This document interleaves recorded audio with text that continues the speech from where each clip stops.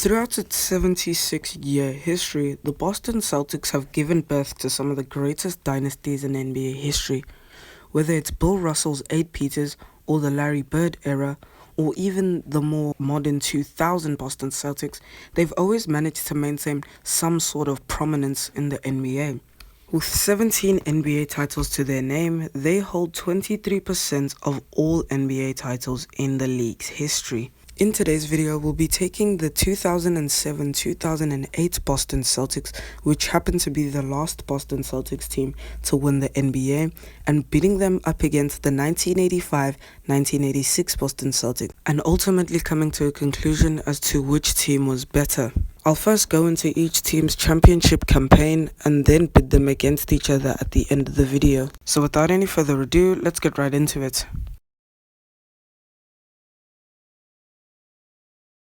At the dawn of the 1985-86 NBA season, the Boston Celtics had just lost their championship throne to the Los Angeles Lakers. After winning it in the 1983-84 season, many people expected Boston to win back-to-back NBA titles, but those dreams would be put on hold as Magic Johnson and Kareem Abdul-Jabbar managed to overcome Larry Bird's Celtics. Larry Bird was the reigning MVP of the league, averaging 26, 10, and 7 in his 1984-85 MVP season. In the off-season, the Boston Celtics acquired the former MVP of the league, Bill Walton. Bill Walton was most certainly past his prime when he joined the Celtics in 1986, but his addition to the squad still made the squad look more and more like a championship contending side. The Celtics would finish with the best record in the entire league, with 67 wins and just 15 losses, giving them top spots in the Eastern Conference. It's also worthy to note that in home games they had a record of 40 games won and just 1 lost at the Boston Garden. Larry Bird was named the regular season MVP, winning his 3rd straight MVP title, putting him on the same list as Bill Russell and Wilt Chamberlain as the only players to three-peat the MVP award.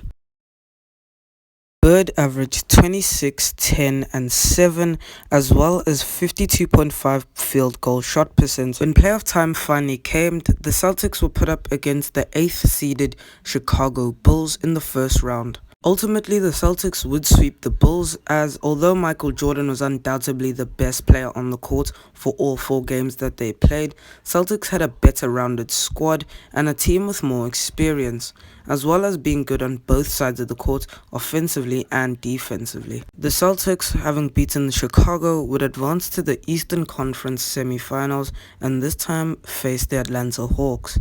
They had beat the Atlanta Hawks in 5 games, beating them 4-1. They would then meet up with the Milwaukee Bucks in the Eastern Conference Final and ultimately sweep them, sending them to their 3rd consecutive NBA Final. In the final, they would go up against the formidable Houston Rockets, who they had versed in the 1981 Finals, and beating the Rockets 4-2, giving the Celtics their 16th NBA title. Larry Bird was named the finals MVP. Bird averaged 24, 10, and 10 on 52.1% shooting. He was also on 44% three-pointers and 93.2% free throws. Larry Bird, alongside Kevin McHale, Danny Ainge, Robert Parrish, Dennis Johnson, and Bill Walton, didn't disappoint on the expectations that had been put on their shoulders at the beginning of the season. After a grueling season of hard work, the Celtics had finally reclaimed their throne atop the NBA after it had been taken from them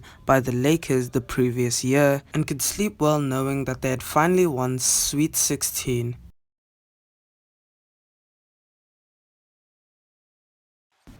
At the beginning of the 2007-2008 NBA season, the Boston Celtics were incredibly desperate for an NBA championship.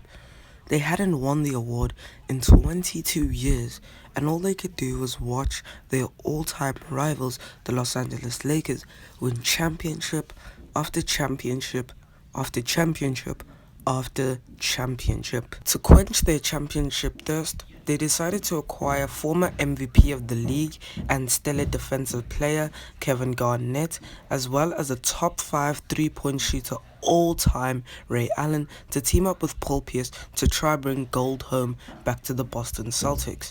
The Celtics would finish atop the Eastern Conference with a record of 66 wins and just 16 losses, Kevin Garnett would be awarded the Defensive Player of the Year award, and the Boston Celtics would advance to the first round of the playoffs, taking on Atlanta Hawks.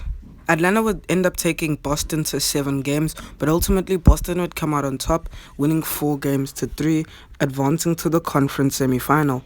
In the semifinal, they would take on the Cleveland Cavaliers and also take them to Game 7, beating them 4 games to 3. Paul Pierce would finish with a series-high 41 points against the Cavaliers. They would meet the Detroit Pistons in the conference final and beat them in 6 games 4-2. And as if this story couldn't have a fairy tale ending, they would meet the Los Angeles Lakers, their all-time rivals, in the NBA Finals. It would be a tough series, but in the end, the Boston Celtics would take home gold, beating the Lakers in 6 games 4 games to 2. Paul Pierce was named the Finals MVP, averaging 22, 5, and 6. After being championshipless for 22 years, the Celtics had finally found a way back to the top of the NBA. Now that we've gone through both of the teams' championship campaigns, we can now finally put them against each other as to see which team is better. The 86 Celtics finished with a record of 67 wins and 15 losses. They recorded 40 home wins and just 1 home loss, and away they had a record of 27 and 14. They had a 14-game winning streak, which was their longest winning streak, and only a 2-game losing streak as their longest losing streak. Their team had a winning percentage of .817%. They had 5 Hall of Famers on their team. They averaged 114.1 points. They averaged 46.4 rebounds, 29.1 assists, 7.8 steals, 6.2 blocks, and 1.73 points was made, as well as a field goal percentage of .508%. And on the other side of the spectrum, the 08 Celtics had a record of 66 wins and 16 losses, a home record of 35 wins and 6 losses, an away record of 31 wins and 10 losses, a 10-game winning streak, a 3-game losing streak, a winning percentage of .805, and they had 3 Hall of Famers on their squad.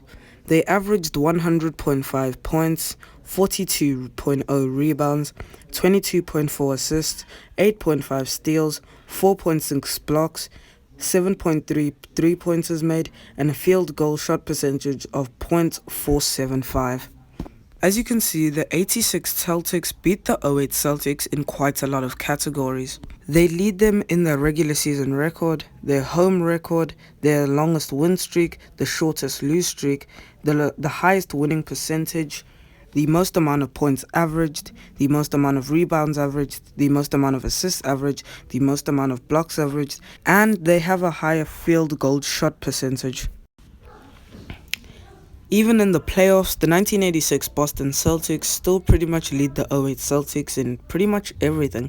They lead them in points, rebounds, assists, steals, blocks, field goal shot percentage, 3-point shot percentage, and free throw shot percentage. The only thing, statistically speaking, that the 08 Celtics that beat the 86 Celtics in is their 3 points made per game, and that's 6.0 to the 86 Celtics 2.5. As you can see from the stats, the 1986 Boston Celtics absolutely annihilate the 08 Celtics. They beat them in pretty much every category, and it's not even close. This gives us the conclusion that the 1986 Boston Celtics are miles ahead of the 2008 Celtics. This is Basketballholics, and I hope you've enjoyed the video. If you did, please consider liking the video, and like always, I'll catch you next time.